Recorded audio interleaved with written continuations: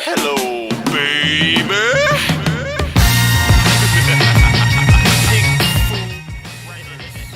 So I'm on Skype today with PJ Katz from Pigfood Records. They dropped 92 Renault music today, actually, at pigfoodrecords.com. I got a chance to actually take a listen to it beforehand, and it's phenomenal. So let's talk about the album a little bit. So I know that you guys are doing some special packaging for it, and I think we should just get that out of the way because I know it's the big topic. Why on cassette? And why on cassette? Well, I think one of the reasons all the outlets today, everybody's trying to chase the same money and deliver a project online, and they're hitting the blogs. A lot of the stuff is free downloads, but those want to sell music. Yeah, it's on iTunes. And, I come from an era, I'm 37 years old, come from an era when I want to pick up a product, I want to smell it, it's got to smell, it's got to sound good, and I just remember going to my father's vinyl, there's something about that I've always took to me. So when it came down to doing my project, we thought, let's try cassette. I'm a live musician. I go play out regionally throughout the states too, and to have something tangible with me that's cool, it's a talking point, and I feel like it sounds better anyway. So sort of a throwback to the 90s with the title as well, but it's a big hit. And I just noticed, tapes becoming more of a popular anyway, even or not, whether it's a collectible, whether it's some sort of nostalgia. Raekwon puts out his reissues, the Purple Tape, the third-party company.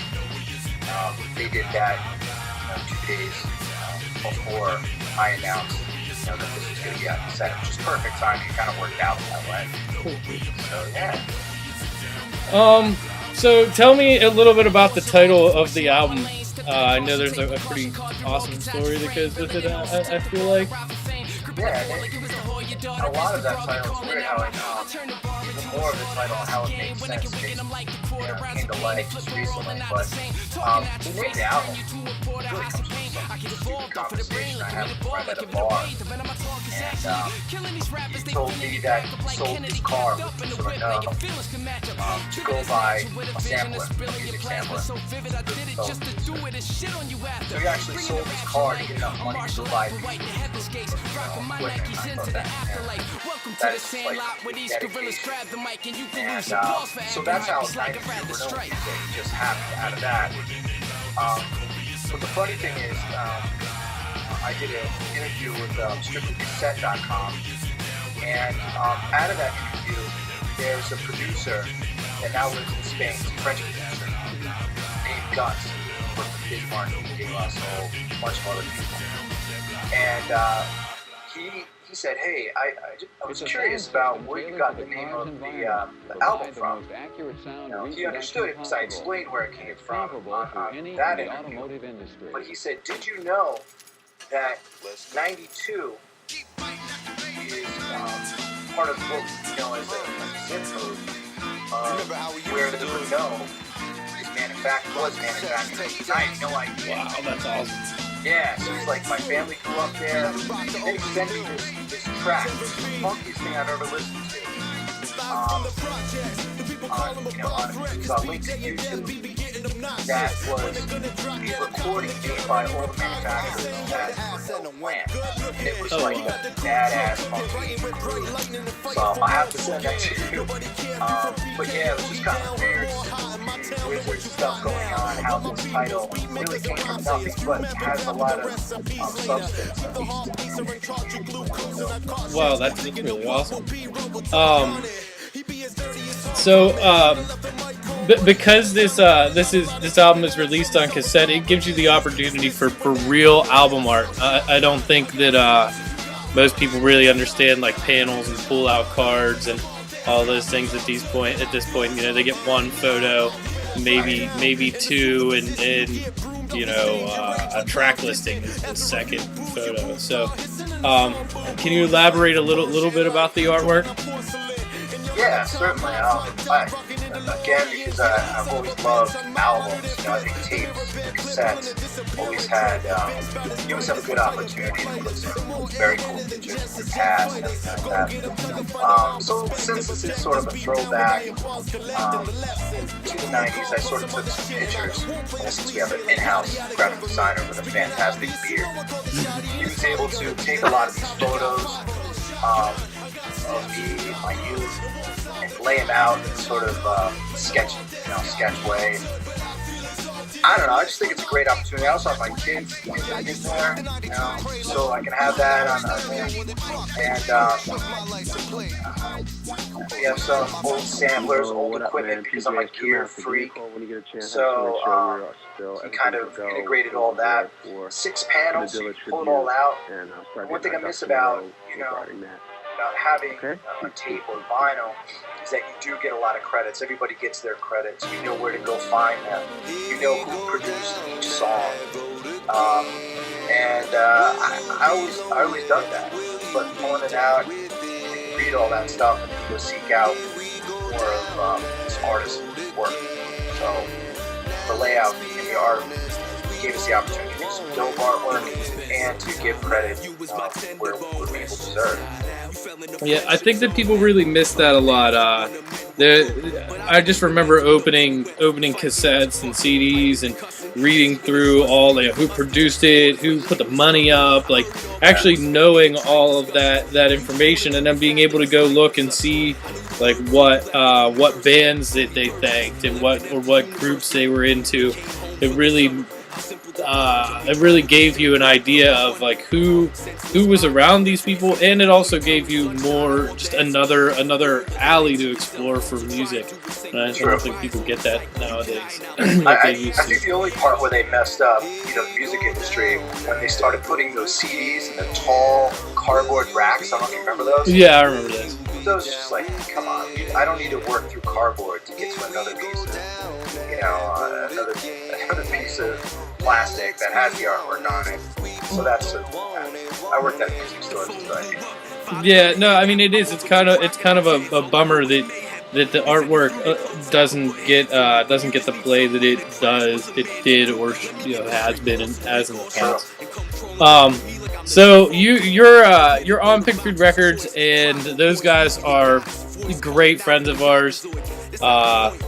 We have a good time pretty much every time we hang out with them. They're some wild cats. What's it like working with those guys? Because I've never been in the studio with them. I know that their live performances and their overall attitude with life is pretty fun. Is the studio and working with them on projects and things like that the same? What is that whole scenario like? It's mind-numbing at times. You can imagine. Well, the good news is that all the energy that you see on stage, a lot of times, is the same amount of energy that we'll have on a conversation about business. I mean, we're all friends, and we can go out and act wild and all that. But when it comes down to business, we can sit down, and they are equally as creative in coming up with ideas for releases on products, delivery methods, and different channels to, like yourself, to reach out to rather than a music blog. But they always have great ideas. And some of them are the most ridiculous ideas I've ever heard of in my life. But you know what? Some of those things, man, dude made $1 million off of Pet Rock. You know what I mean? Yeah, hell yeah. Putting music back on cassette is certainly, not a huge stretch. But I don't know. They just have great ideas, and we've become actually closer friends. Just working in the studio, yelling at each other, totally disagreeing on stuff. But I tell you, from every project here on out, I will just defer to those guys when it comes down to artwork, delivery of product. They just do it right. Yeah, they're good dudes. So, tell me a little bit about who's featured on the track and maybe some of the way you came to meet some of those guys. Most of I'm going to say that, let's say half of the artists are people that I've grown up with and worked with in the past, whether this area immediately in New York or not too far. from here. I mean, Scheist is on the album. He's a big artist from around here, recorded multiple albums. I think the first time I met him, I had him over. He was a friend of a friend over at my parents' house back in like 92, 93, and he threw up on my mom's couch. And I was like, man, there's something special about this kid. He threw up on my mom's couch and not tell me for like months. I actually found out months later when I was down there and I reached and everything was crusty and stuff. And okay, so that's the weirdest one, but we're still very good friends. And he's got a great track on there called Famous Maker. I met some of the other artists online, actually, just even being on Twitter and other social media places where a lot of people put up their music and they're like, listen to this, check out this guy. And it's very easy for us as musicians to sort of not really give two shits about that at all. Let stuff fall, scroll up, use your thumb on your iPhone, be like, whatever, and never check stuff out. But I'm the type of person that I always enjoy listening to new things. Some of it's garbage, but some of it really catches my ear. So one of my Twitter friends there, YC the Cynic, he's out of the Bronx, great rap artist. He says, listen to this dude, Moses Rockwell. I'm like, all right, I'll check him out. So I did, and the song was incredible, and this whole album was incredible. And if you go to Bandcamp, check out Moses Rockwell. And I was like, I have to have this dude on my album. I absolutely do. He's from Rochester, right here in New York. So I reached out to him, sent him a track, and that was it. He actually recorded it in the studio in Rochester, and he recorded it like he was here at my studio. And it's one of my favorite tracks. So yeah, I mean, technology does help us a lot in a way if you want to work with fellow artists. Sure. Yeah. Word.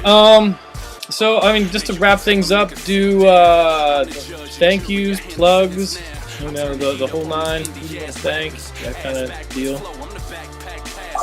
You know what? I think if you gotta give a shout out to the team, Pigfood Records. We got a lot of great artists on there. Grizzly Grimace, Ben Grimm, El Sphinx, Giant Gorilla Dog Thing. Just a lot of good things coming out of the camp. Pigfoodrecords.com. If you want to spend your time on there and purchase some stuff, it'd be good for everybody so we can keep on doing what we do. And albums out. You'll find it on iTunes as well. So if you don't have that cassette deck, go on iTunes, grab the digital. The cassette order does come with a download card too. So if you get the cassette, you want to play that in your old hoopty, and then download it on your computer. You can do that in one purchase. Got a great video out on YouTube. I don't know if you've seen it. Marshall Applewhite, Giant Gorilla Dog Thing, Gorilla Tao. That's doing really well for us, and hopefully that'll keep the phone ringing, so to speak.